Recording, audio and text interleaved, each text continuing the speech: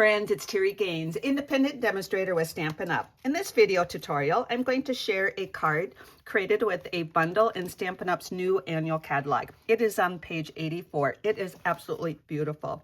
With this bundle, there is a stamp set that has 5 images.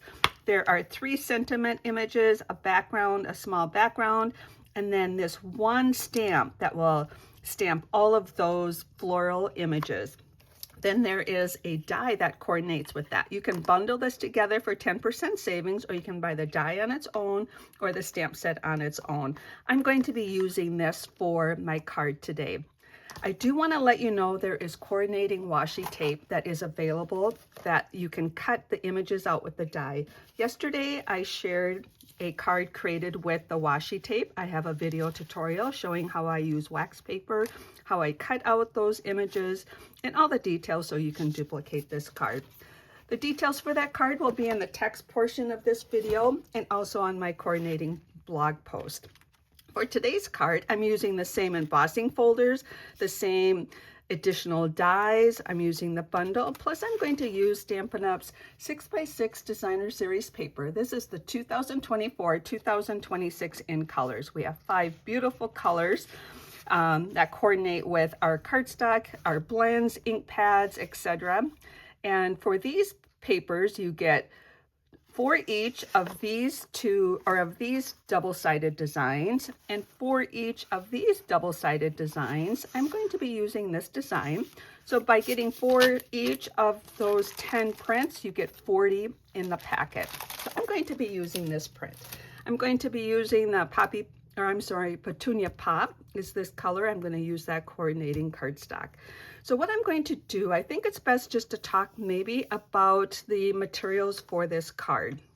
I have a card base. I'm using basic white. It is 8.5 by 5.5. You can score it at 4 1/4 and fold it, or fold it in half and crease it with your bone folder. This card is going to have the fold up on the top. Then we have a basic white piece that is 3 1/4 by 5.5. This is the piece that we're going to stamp on. So I'm going to show you how I stamp on that. And then we have the oval. This is part of this die. This is the framed scenes dies. With this die set, you get a die that will cut out this frame. I'm going to step ahead. I do have that cut out already with the Petunia Pop cardstock. And then you have this die and this die, and they layer together real nicely, nest together. I am using this small die for the sentiment. So I have that cut out ahead of time, and I also have already stamped with smoky slate ink. I just wanted a subtle color, and I'm using a sentiment stamp from the Loveliest Tree stamp set. I will have all of these code numbers in the supply list on the PDF that I provide. So also you get a stamp that will just make that decorative image into your paper. So I have all of that already die cut and ready to go to save some video time. And then for the colored cardstock, along with the frame, there is a piece that is 1 3/4 by 5.5. And this piece I texturize with the Glass and Gardens embossing folders. These are online exclusive. You get both of them together. You can use your standard cut and emboss machine or the mini cut and emboss machine. And I put the cardstock in here, closed it, ran it through my machine, and it texturized the paper like that. I just think this folder goes so beautifully with this stamp set. So I did that work ahead of time. So I'm trying to get you all caught up to all the prep work I did ahead of time. Now I already talked about the Designer Series paper I use. I cut that at 2 1/4 by 3. And that is for part of the card as well. So I think it might be best to do the stamping and the die cutting before we do the assembly of the card. If I did not tell you already, I have several other samples done using the same layout. So let's do the stamping.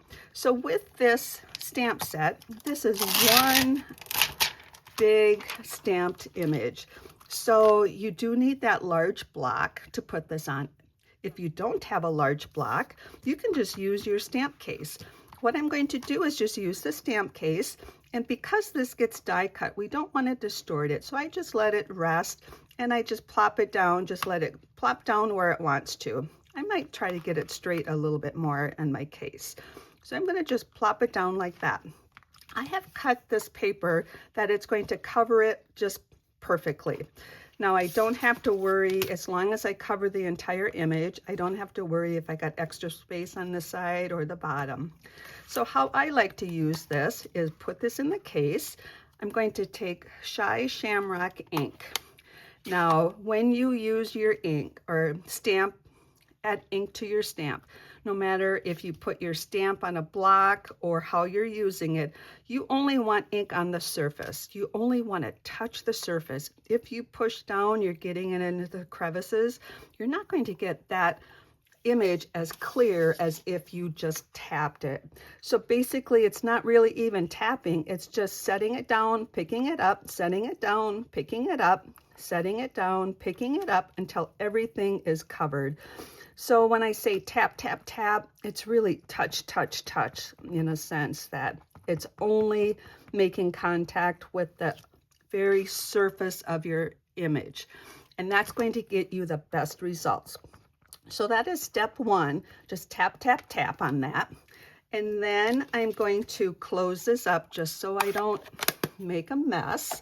Then I'm going to take this stamp or this paper and just place it down and let it rest. I don't want to move it, shuffle it. Now, if I go across it with my fingers, I might push it down a little bit. I found that if I just take a clear block and go across this with a clear block, I'm not moving the paper. I'm just putting some pressure down.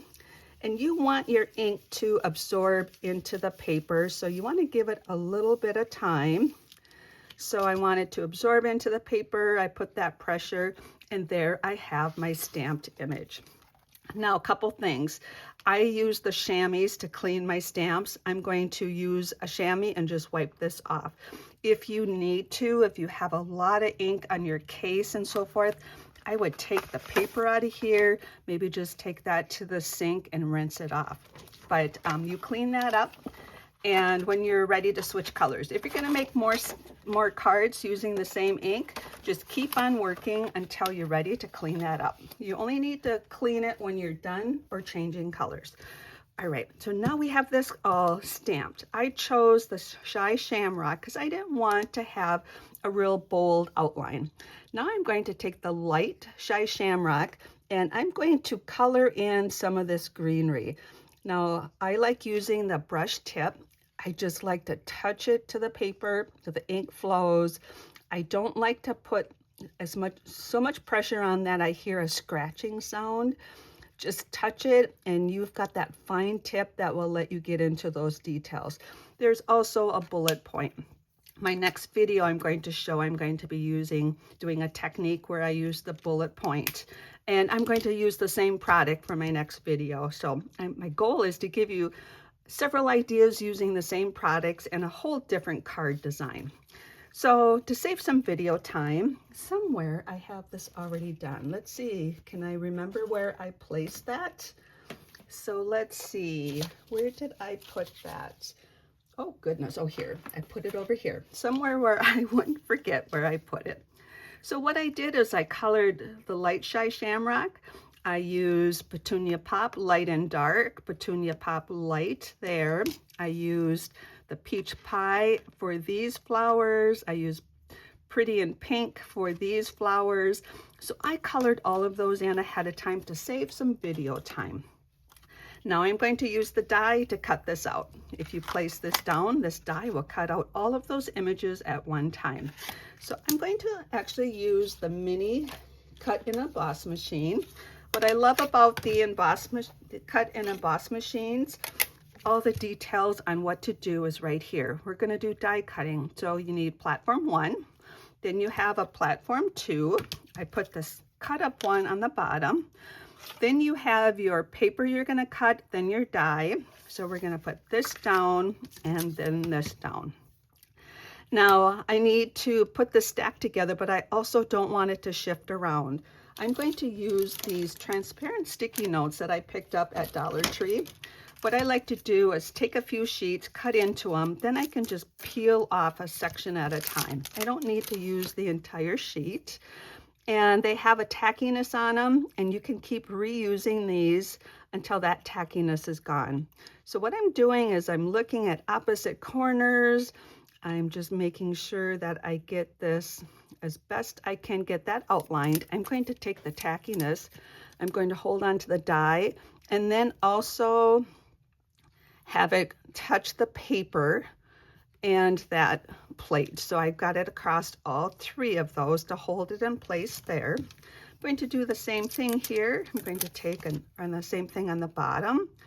And as long as everything is stacked there, I'm going to just get a little bit of that die, the paper, and the plate. Then I can take the clear plate. I take the one that has the least amount, or I take one that has no scratches, and I use that on the top, and then I can see through better that I still have everything aligned. So now that that's all stacked up, I'm going to bring in the mini cut and emboss machine. Now this, you open it up, get the platforms to come down, and take your sandwich and place it in. And when you start cranking it, once it has a hold of all of that, you can let go of that, hold on to the handle, crank that through, and it is cutting out all of those at the very same time. Now this is going to be several images that we can decorate several cards with. So here we go, that die cut that out, and now we have all of these images for our project. I intentionally did different colors so I could use the different designer series papers in that packet. You can get the colored cardstock in an assorted pack as well. So there we have all of that. So now we're ready to assemble the card. So what I'm going to do is bring in my Simply Scoring tool, and I use this for the wall. You can use the little wall edge on your paper trimmer. And what I'm going to do, why I'm going to use that is this is 5.5, this is 5.5, and I want this to be flush on the end, and if I cut it even, it will be flush on that end. So I like to use the wall for that. So I'm going to put my adhesive on the back of this. And oh goodness, I went too fast. Let me get that going. There we go. Oops. It might be the pressure I'm using on this. Here we go. I don't know if that's happened to you before, but sometimes I get that to roll backwards. You just need to stop and get it straightened up again. All right. So now I'm going to place this, and I'm going to push this up against the wall. I'm just going to eyeball the equal spacing on the top and bottom. I'm going to have this go right down the middle for this part of the project. I'm just going to have it go down right like that. And if I cut everything even, it's flush here, and it did work out this time. My last video, I was off a little bit. And then if it is off a little bit, you just take this to your paper trimmer and even it up, and then you're good to go. How I assemble the next part of this is I take this piece. This is going to be the matting for the frame, and I've shared the measurements already for you. So I'm going to take this and I'm going to place it over here. Look for equal spacing top and bottom, and about the same spacing on the side, maybe a little bit more on the side. Once you see how this card is done, you can place this piece wherever you want. You could even place it right in the center. So I have that. Now, the next part of the assembly, you can choose just to adhere these flat. I like to add dimension to these. So I'm going to actually use a product that we have in the annual catalog. It's adhesive or foam adhesive strips. You get 40 strips in these packets. So 2 sheets, 20 strips each. I like to take these strips and you pull them off. So they're adhesive here, the backing's on that side. How I like to do this is I'm going to place this right on the edge of, let me grab my paper snips. I forgot I needed that. Right on the edge of this designer series paper. I've adhered the designer series paper down, but I also am just putting this right on the edge so it really kind of adheres adheres to both the designer series paper and to the card base. And I'm just going to run that down. So I don't know if you can see what I do is I just take the scissors up like that and trim it. That's how I like to do this, is just take it and trim it like that. Now I don't quite have enough here. I can just place that down and reuse that when I just need a smaller piece. And here I'm going to take this piece, and I made a little mistake. I went too far to the edge, so I'm just going to snip off a little bit of that. I went right to the edge of the paper. I wanted to be back a little bit so I could touch both the paper and the card base. That's just going to help secure everything. And now I've got that part. I have been choosing to put the adhesive on the designer series paper instead of the back of the frame. So when you have an extra strip, just place it back down in here, put it back into your container, and you can keep using that until you have used it all up. So what I mentioned is I chose to put this on the paper or the card instead of on the back of this. I found it easier for me to get the frame on straight if I did that. So I hope that all makes sense. Now what you can do is take the backings off of these adhesive strips. And if you wanted, I put a few of these cards together and I was thinking you could put a window sheet in here and make a little shaker card with this too. But we're using it for a decorative card. Anyway, getting a little distracted there. So now I'm going to look at this and take and place this frame on.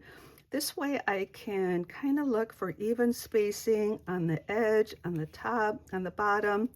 And right now my goal is to not have any of those adhesive foam strips visible. And there we have that. So that's, like I said, how I chose to attach it.